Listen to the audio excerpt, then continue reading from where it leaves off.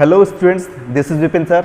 आज मैं आपके सामने लेकर आया हूँ इंग्लिश के पार्ट 2 ग्रामर में एक नया टॉपिक पार्ट्स ऑफ सेंटेंस। जैसा कि लास्ट वीडियो में हमने डिस्कस किया हुआ था कि मीन्स किसी भी सेंटेंस के कितने पार्ट्स होते हैं और वो कौन कौन से होते हैं। तो लास्ट वीडियो में देखा था कि मीन्स सेंटेंस के बेसिकली 2 पार्ट्स होते हैं, फर्स्ट सब्जेक्ट, सेकेंड प्रेडिकेट। तो हमने डिस्कस किया हुआ था कि मीन्स सेंटेंस का जो फर्स्ट पार्ट होता है सब्जेक्ट, और आज इस वीडियो में हम डिस्कस करने वाले हैं उसी के अनदर पार्ट प्रेडिकेट को लेकर। तो आइए देखते हैं कि मीन्स प्रेडिकेट क्या होता है, किसे हम प्रेडिकेट कहते हैं।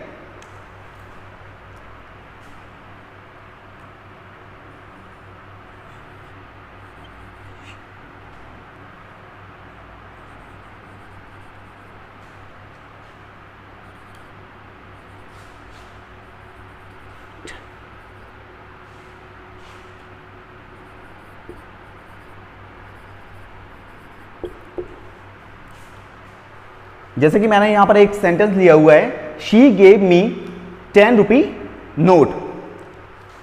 तो ये जो सेंटेंस लिखा हुआ है, सेंटेंस में आप देखेंगे मीन्स सब्जेक्ट पार्ट क्या है। फर्स्ट ऑफ ऑल हम सब्जेक्ट को फाइंड आउट करते हैं। द वर्ड शी, ये आपका सेंटेंस का सब्जेक्ट पार्ट हुआ, एंड द रेस्ट बाकी का जो पार्ट है गेव मी 10 रुपी नोट। तो बात करते हैं कि मीन्स जैसा कि हम इस वीडियो में डिस्कस कर रहे हैं कि मीन्स सेंटेंस का प्रेडिकेट पार्ट क्या होता है, मीन्स प्रेडिकेट किसे कहते हैं। तो एक डेफिनेशन की हेल्प से हम समझते हैं कि means what is predicate. Predicate is the part of sentence that tells about subject. I means predicate जिसे हम विधेय कहते हैं, विधेय किसी भी सेंटेंस का वो पार्ट होता है जो सेंटेंस के कर्ता के बारे में कोई बात कहता है। तो ये जो ग्रुप ऑफ वर्ड दिया हुआ है, गेव मी 10 रुपी नोट, ये आपका प्रेडिकेट पार्ट हुआ, जो कि हमें बता रहा है कि मीन्स इस ग्रुप ऑफ वर्ड से हमें पता चल रहा है कि मीन्स ये किसके बारे में बात कर रहा है, सब्जेक्ट शी। यदि हम क्वेश्चन लगा दें किसी भी वर्ब के साथ, यदि हम क्वेश्चन लगा देते हैं लाइक व्हाट, ये जब हम क्वेश्चन लगाते हैं किसी वर्ब के साथ और जो हमारे आंसर आता है वो हमारा प्रेडिकेट कहलाता है। या यूं कहें कि मीन्स जब हम किसी भी वर्ब से क्वेश्चन वर्ड लगाते हैं तो हमें प्रेडिकेट मिलता है कि means she give, means what does she give, और give what did she give, means उसने उसे क्या दिया। तो मीन्स इससे क्वेश्चन हुआ कि मीन्स उसने उसे 10 रुपी नोट दिया। तो ये जब हम क्वेश्चन लगाते हैं तो इससे हमें इजीली पता चलता है कि मीन्स प्रेडिकेट क्या है। तो इस तरह से हम समझ सकते हैं कि मीन्स किसी भी सेंटेंस में प्रेडिकेट कैसे फाइंड आउट किया जाता है। आगे देखते हैं इसमें कि मीन्स कोई भी जब प्रेडिकेट पार्ट होता है, प्रेडिकेट के बेसिकली 3 पार्ट्स होते हैं, या यूं कहें कि मीन्स कोई भी प्रेडिकेट आपके 3 पार्ट में हो सकता है। और लास्ट वीडियो में मैंने आपको यह भी बताया हुआ था कि मीन्स किसी भी सेंटेंस का जो प्रेडिकेट पार्ट होता है वो आपका बेसिकली किसी भी वर्ब, जो एक वर्ब होता है क्रिया, उससे फॉर्मेशन होता है। मीन्स जो आपका एक सेंटेंस होता है ये कॉम्बिनेशन होता है एक सब्जेक्ट और प्रेडिकेट का, और जो प्रेडिकेट होता है वो आपके वर्ब से बनता है। तो मेन जो आपका प्रेडिकेट होता है वो आपका वर्ब होता है। ओके, तो बात करते हैं कि मीन्स जैसे कि मैंने बताया कि मीन्स एक जो प्रेडिकेट होता है, प्रेडिकेट बेसिकली 3 पार्ट्स में डिवाइड होता है, या 3 फॉर्म में हम कहते हैं कि मीन्स 3 फॉर्म में आपको मिल सकता है। जैसे कि फर्स्ट तो आपका मेन पार्ट हो गया वर्ब,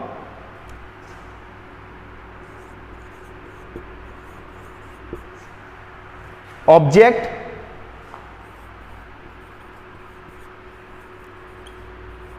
एंड कॉम्प्लीमेंट। तो किसी भी प्रेडिकेट के जो है मेनली ये 3 पार्ट्स होते हैं। फर्स्ट वर्ब, जो कि आपका एक प्रेडिकेट का हेड वर्ड होता है, या आप कहें मेन वर्ड। जो कि आपका एक जो प्रेडिकेट होता है मेनली वर्ब से ही बनता है, लेकिन इसमें आपके एज अ ऑब्जेक्ट और कॉम्प्लीमेंट भी हो सकते हैं।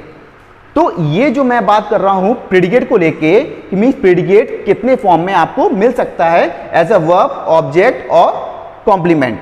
तो बात करते हैं जो आपके 3 पार्ट्स हैं। तो इसमें जो आपका मैंने बताया वर्ब, तो ये आपका वर्ब 2 टाइप में हो सकता है। इसको हम 2 पार्ट में डिवाइड कर सकते हैं। एक आपका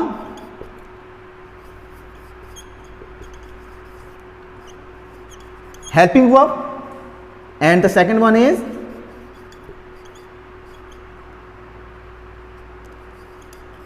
मेन वर्ब।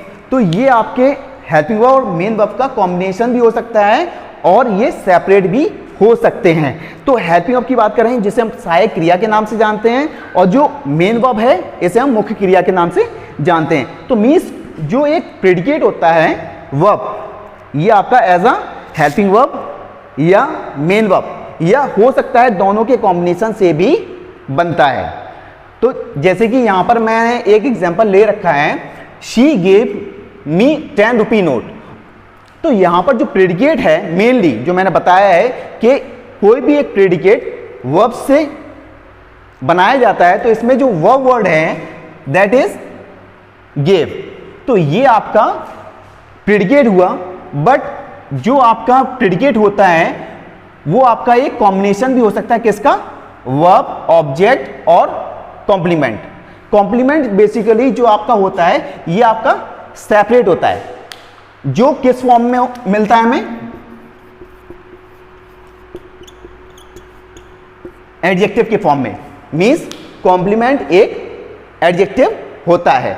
तो बात करते हैं यहां पर जो आपका मैंने मेनली वर्ब जो था इसको लेके डिस्कस किया कि मींस जो आपका प्रेडिकेट होता है एक वर्ब होता है जो कि कितने पार्ट में होता है, एक हेल्पिंग वर्ब, दूसरा मेन वर्ब। ये आपका एक सेपरेट हो सकता है, ये दोनों आपस में सेपरेट भी हो सकते हैं और दोनों एक साथ भी यूज किए जा सकते हैं एज अ प्रेडिकेट।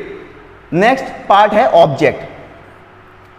यदि हम ऑब्जेक्ट को लेके बात करते हैं तो ऑब्जेक्ट बेसिकली ये भी आपका 2 पार्ट्स में डिवाइड होता है। फर्स्ट डायरेक्ट, दूसरा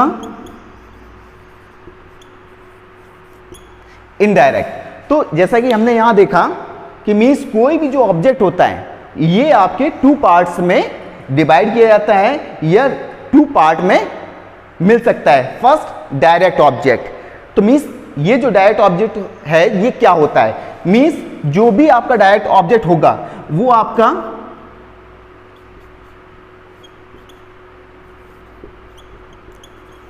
नॉन लिविंग के फॉर्म में होगा, एंड जो इनडायरेक्ट ऑब्जेक्ट है वो आपके लिविंग के फॉर्म में होगा। तो ये हमने देखा कि मीन्स जो कोई भी ऑब्जेक्ट है ये आपके 2 पार्ट में डिवाइड होता है। फर्स्ट डायरेक्ट, दूसरा indirect. Direct object they will be non living, it means जो भी आपके डायरेक्ट ऑब्जेक्ट होंगे वो आपके निर्जीव रूप में होंगे। निर्जीव रूप जैसे कि मान के चलिए आपने बोला आई गेव अ पेन, तो मीन्स यहां पर जो मैंने सेंटेंस जैसे कि लिया हुआ है she gave me 10 rupee note. अब यहां पर जो डायरेक्ट ऑब्जेक्ट होगा that will be 10 rupee note. अब आप जो 10 रुपी नोट देख रहे हैं ये आपका क्या किस फॉर्म में है, नॉन लिविंग के फॉर्म में। तो हम कह सकते हैं कि मीन्स जो आपका 10 रुपी नोट है ये आपके डायरेक्ट ऑब्जेक्ट है। तो ये आपका डायरेक्ट ऑब्जेक्ट हुआ। एंड जो नेक्स्ट पार्ट है इनडायरेक्ट ऑब्जेक्ट। इनडायरेक्ट किस फॉर्म में आपको मिलेगा, that will be in living form. Living means क्या होता है, सजीव। सजीव मीन्स किसी भी व्यक्ति के बारे में बात कही गई होगी या किसी जानवर के बारे में। तो देखते हैं she gave me 10 rupee note, इसमें आपका जो अनदर ऑब्जेक्ट है दैट इज मी। अब आप देख रहे होंगे कि मीन्स जो मी वर्ड यूज हुआ है ये किसी पर्सन को डिनोट करता है। आई मीन ये किसके लिए बात की जा रही है, मीन्स मुझे। तो मुझे जो वर्ड है ये किसके लिए यूज हुआ है, किसी एक पर्सन के लिए। तो जैसा कि मैंने बताया जो इनडायरेक्ट ऑब्जेक्ट होते हैं वो आपके लिविंग होते हैं। तो जो मी है ऑफ कोर्स लिविंग को रिप्रेजेंट कर रहा है, तो ये आपका क्या हुआ, इनडायरेक्ट ऑब्जेक्ट। तो इस तरह से हम समझेंगे कि मीन्स किसी भी ऑब्जेक्ट के ये 2 पार्ट्स होते हैं, एक डायरेक्ट दूसरा इनडायरेक्ट, एक नॉन लिविंग के फॉर्म में दूसरा लिविंग के फॉर्म में। तो ये हमने जाना कि means first main word as a helping verb और मेन वर्ब, ये तो आपका प्रेडिकेट होता ही है, लेकिन इसमें ये एक पार्ट ऑप्शनल होता है।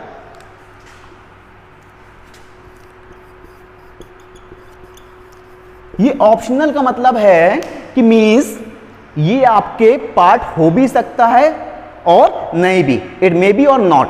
तो ये आपका ऑप्शनल इसीलिए रखा गया है कि मीन्स इसके बिना भी आपका एक प्रेडिकेट बन सकता है और इसके साथ भी।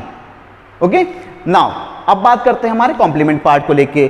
जैसे कि मैंने बताया यहां पर क्लियर कर रखा है कि मीन्स कॉम्प्लीमेंट किस फॉर्म में आपको मिलेगा, as an adjective.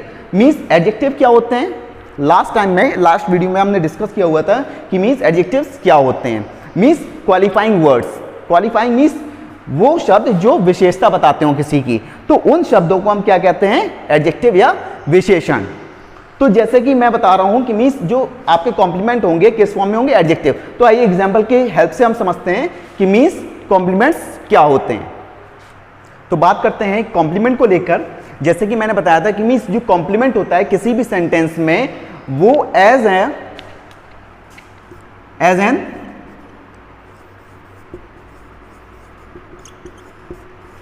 Adjective use किया जाता है कि मीन्स जो भी कॉम्प्लीमेंट होता है वो आपके एडजेक्टिव मीन्स विशेषण के रूप में यूज किया जाता है। तो इन एग्जांपल्स के माध्यम से हम समझते हैं कि मीन्स कॉम्प्लीमेंट क्या है। कॉम्प्लीमेंट को हम हिंदी में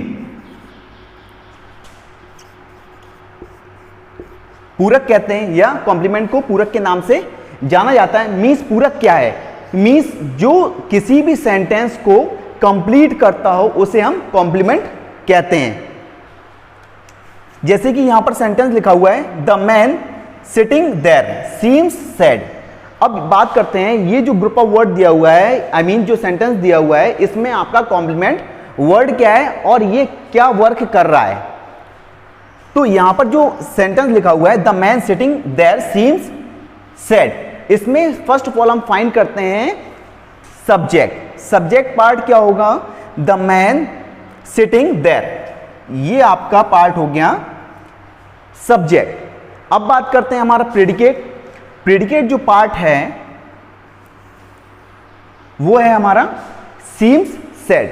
क्यों, क्योंकि मैंने बताया हुआ था आपको कि जो एक प्रेडिकेट होता है किसी भी सेंटेंस का, वो मेनली किससे फॉर्म होता है, वर्ब से। तो जहां हमें वर्ब मिलता है, अब जो मैंने बताया हुआ था कि जो प्रेडिकेट होता है, प्रेडिकेट सेंटेंस का वो पार्ट होता है जो सब्जेक्ट के बारे में कोई बात कह रहा होता है। तो मीन्स जो मैन बैठा हुआ है दिखाई देता है या प्रतीत पड़ता है। अब ये प्रतीत पड़ता है कौन, मैन। तो बात जाहिर सी है कि मीन्स किसके बारे में हो रही है, व्यक्ति के बारे में। तो जो वर्ड सीम्स है ये तो वर्ब हो गया, ये प्रेडिकेट हमारा यहीं से शुरू होता है। लेकिन जो कि हम बात कर रहे हैं कॉम्प्लीमेंट को लेकर, वो आपका एक किस फॉर्म में होगा, एडजेक्टिव। अब इसमें एडजेक्टिव वर्ड फाइंड आउट करते हैं कि मीन्स एडजेक्टिव है क्या। तो इसमें जो आपका एडजेक्टिव वर्ड है दैट इज सैड। अब ये भी देखते हैं कि मीन्स क्या ये कॉम्प्लीमेंट है। तो ये जो सेंटेंस है, सेंटेंस में जो कॉम्प्लीमेंट होता है वो आपका मेन वर्क कर रहा होता है। क्योंकि जैसा कि मैंने बताया कि जो कॉम्प्लीमेंट होता है वो सेंटेंस का पूरक कहलाता है, मीन्स जो सेंटेंस को पूरा कर रहा होता है। यदि आपका कॉम्प्लीमेंट नहीं है, it means the sentence is not complete, क्योंकि उस समय वो आपका कंप्लीट मीन नहीं दे रहा होता है। तो इसलिए हमें समवेयर कॉम्प्लीमेंट की नीड होती है, इसकी हमें जरूरत होती है किसी भी सेंटेंस को कंप्लीट करने के लिए। तो आइए देखते हैं इसमें जो सैड वर्ड है एज अ कॉम्प्लीमेंट यूज हुआ है या नहीं। जैसे कि सेंटेंस दिया हुआ है, the man sitting there seems.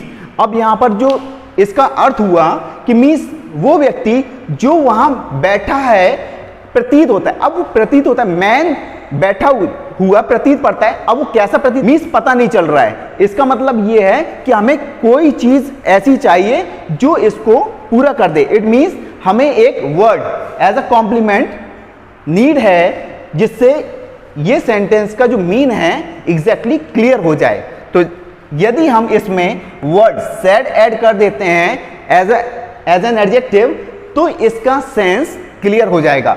The man sitting there seems sad, it means इसका मतलब हुआ कि वो व्यक्ति जो वहां बैठा है कैसा दिखाई पड़ता है, सैड, दुखी।